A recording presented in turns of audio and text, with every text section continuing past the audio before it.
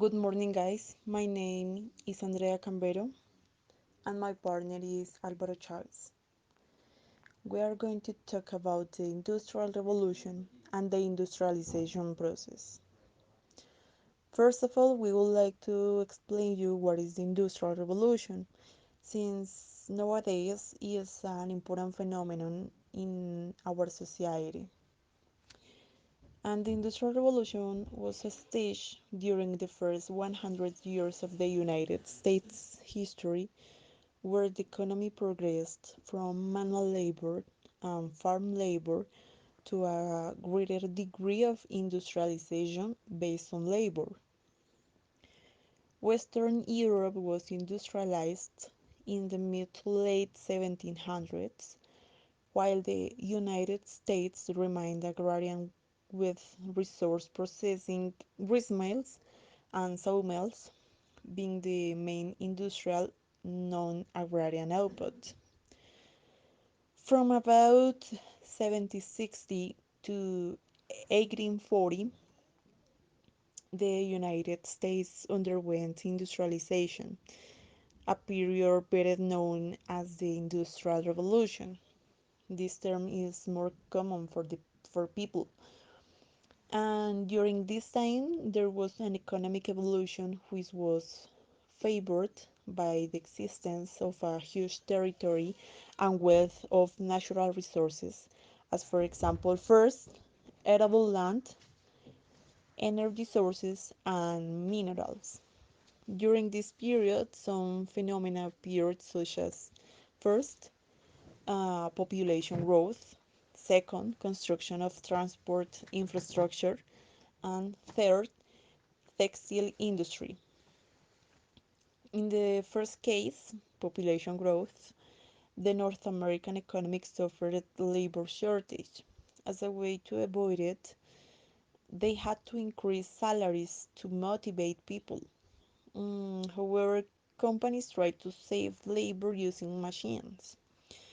In the second case, construction of transport infrastructure, the main means of transportation in the artery of economic life was the railroad. The network grew rapidly, and the North American network was the most extensive in the world, although the train was not yet able to surpass in the cost and volume to water transport for freight traffic.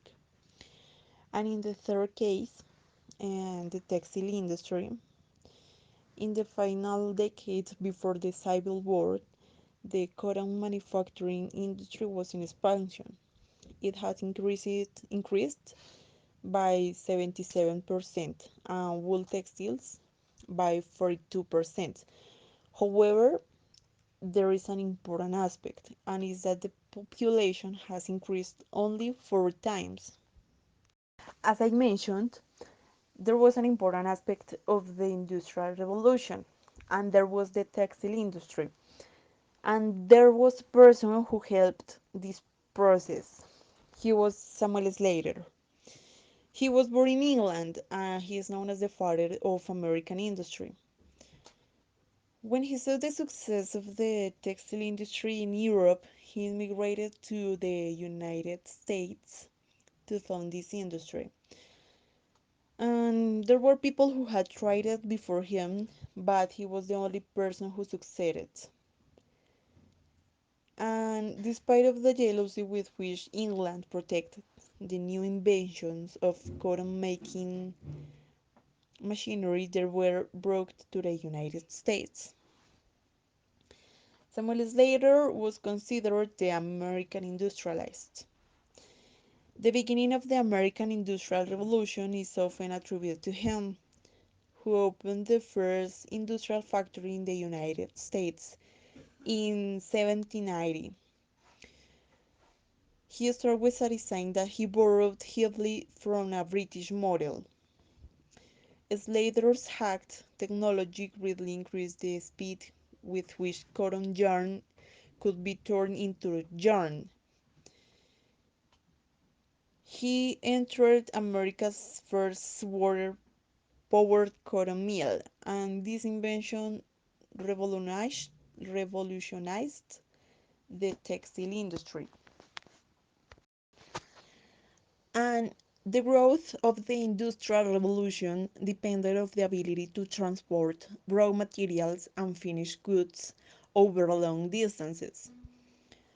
For this reason, transportation revolution was, un, was one of the most important aspects. And it's important to highlight that there were three main kinds of transportation that increased during the Industrial Revolution. Those are the waterways, roads, and railroads. The United States took advantage of the opportunities that arose in the mid to late 1800s.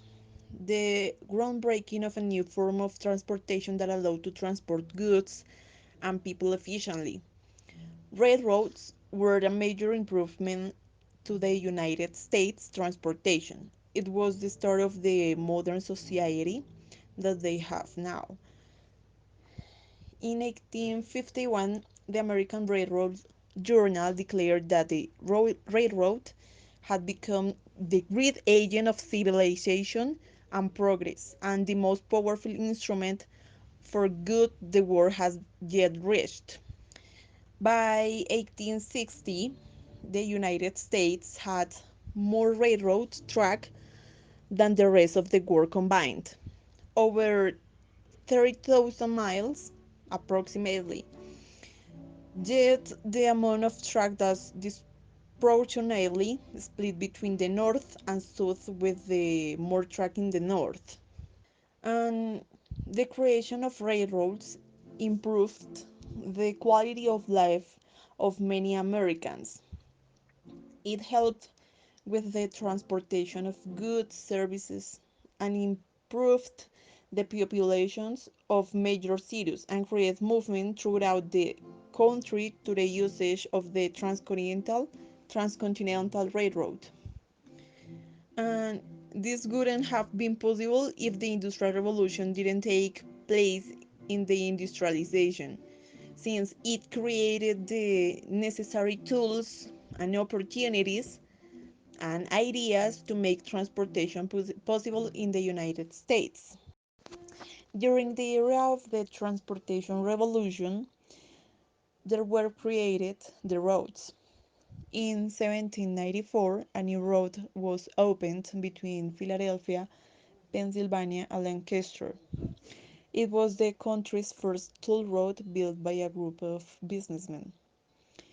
These toll roads provided a major boost to regional commerce, and the federal government paid for one major highway during this era. It was the Cumberland Road. It began in 1811 and it extended westward from Cumberland to Maryland. By 1818, it has crossed the Appalachian Mountains and reached Wheeling, Virginia.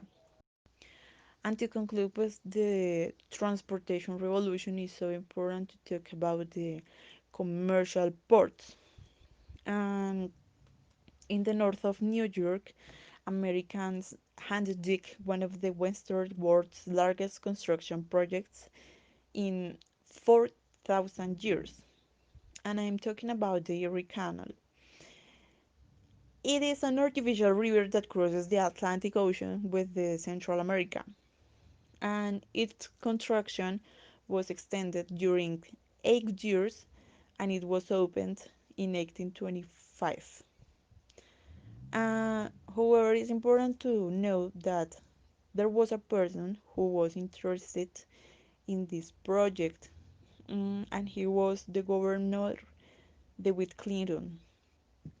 He considered that this project was going to convert the North in an economic power, although he was criticized by the media and by people. However, as he said, by the 1840s, New York City had become the nation's leading commercial port. And this helped make people the country's financial and trade capital since the Erie Canal greatly reduced both the travel time and something that is important for people and is the cost of shipping products such as grain and lumber from the Midwest to the eastern seaboard. Um, it led to an immediate and dramatic increase in the shipment of such goods. And the Industrial Revolution brought with it some changes or consequences that are reflected in our society. The first is the transportation revolution. That was the beginning of the change of means of movement of men. With this, the animals were replaced with machines, and some of the advantages were the savings in time and money. In addition, it's allowed an expansion in economic exchange between nations. And in the second case, with the textile industry, appeared large manufacturing centers with their spacious areas. And those areas conglomerate it's a conglomerate of machines and concentration of working population. The large metropolises became a meeting place for industrial society, and large cities reached and even exceed 1 million inhabitants, becoming centers of intense industrial, commercial, and business development. In addition, large capital was accumulated, which resulted the development of new companies. The third aspect is that the production cost went down as the transportation. This generated an increase in work performance. This created an enormous growth in the wealth of the nation, and in this way, capital was accumulated. The fourth aspect is that with the revolution appeared the big companies. The new industrial techniques, unlike the old ones, necessitate to the creation of larger companies and the concentration of population in extensive urban agglomerations. And finally, there were also drastic changes in ways of lives. Mm, People left the countryside, and it was the cause why American cities were not considered the center of life of population. And industrialization partly improved people's life conditions, since many items were easier to produce, which lowered their price and their accessibility. Thanks, Andrea. Now I will go deeper into four topics, but from the point of view of the protagonists: banking, electricity, steel, and industry. Banking. J.P. Morgan. John Pierpont Morgan was born in 1837. He coursed studies in the United States, France, Germany, and England. At his return to America, he changed his father's company's names to J.P. Morgan and Company. After the Civil War, he focused on the largest business in the country, railroads. He built an empire by reorganization and consolidation. He also helped railroads in Europe to achieve better rates of efficiency. He even negotiated with the President of the US for supplying the gold of the treasure. By the end of the century, he began to create an empire of steel, coal, mining, and shipping firms. He bought Carnegie's Steel Company and other important iron businesses to create an empire and a monopoly. By 1901, he owned the first $1 billion company. He tried to support Tesla's ideas, but the inventor asked for changes and more money that Morgan rejected. Thanks to Morgan, the financial crisis known as the Panic of the 1907 was resolved. Most of the banks in New York were on the verge of bankruptcy, but Morgan created a plan to redirect money between banks and save them. Electricity. Thomas Alva Edison, the greatest American inventor. He developed devices in many fields like energy generation, communications, sound recording, and cinema. He was born in 1847 in Ohio. He was educated by his mother and was described as a very curious child. In his youth, he worked as a telegraph assistant in a train and selling vegetables. His first patent was for an electric vote recorder. From 1876 to 1886, he established the Menlo Park Laboratory where he would develop many of his inventions. The most important was an electric light bulb that in 1878 he started trying many filaments until he found a carbonized bamboo filament could last over 1,200 hours. Edison wanted to compete with gas light utilities. On 1880 he founded the Edison Illuminating Company and patented the system for electric distribution. However, he wanted to distribute an inefficient system of direct current. One of his employees was actually the inventor of a better system with alternating current. Nikola Tesla. He was a Serbian engineer born in 1856. He studied physics and engineering in East Europe and got a job in Edison's company in Paris. In 1884, he moved to America and met Edison. He worked on troubleshooting installations and improving generators. Once he was promised $50,000 to design a certain system, but he was never paid. He left the company and decided to start his own one. Soon after, he began obtaining patents that included DC generators, arc lighting systems, and AC generators and distribution systems that were cheaper than those of Edison.